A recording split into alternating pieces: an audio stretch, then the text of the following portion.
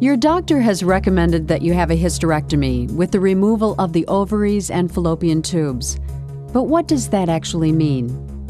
Hysterectomy is the removal of the uterus, the organ that holds and protects the fetus during pregnancy.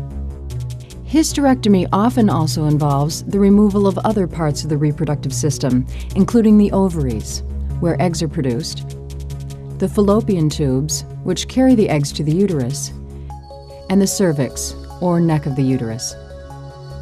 There are many different reasons why a doctor may recommend this kind of surgery. In many cases, disease or the growth of abnormal tissue will lead a doctor to recommend the removal of the uterus, the ovaries, and fallopian tubes.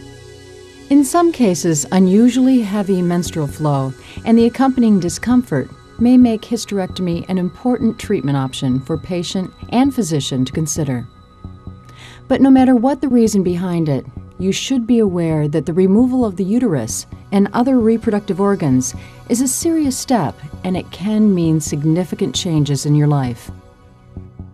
After having a hysterectomy, you will not be able to have children, and because your ovaries are removed as part of the procedure, you may even need to take medication to replace hormones that your body once produced on its own.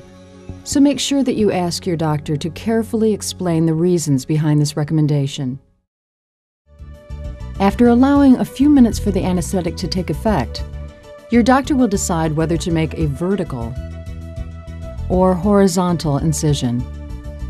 An incision is made cutting through the skin and muscle of the abdomen. Next, the surgeon will inspect the general condition of the abdominal organs. Once the ovaries are exposed, the uterus can then be separated from the bladder. All arteries, veins, and ligaments connected to the uterus, ovaries, and fallopian tubes are tied off and cut. Now the uterus can be pulled upward. This stretches the vagina, allowing the surgeon to cut the uterus free at the cervix.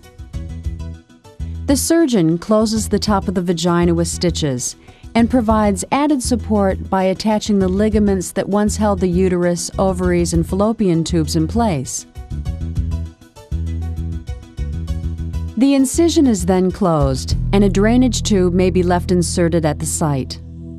Finally, a sterile bandage is applied.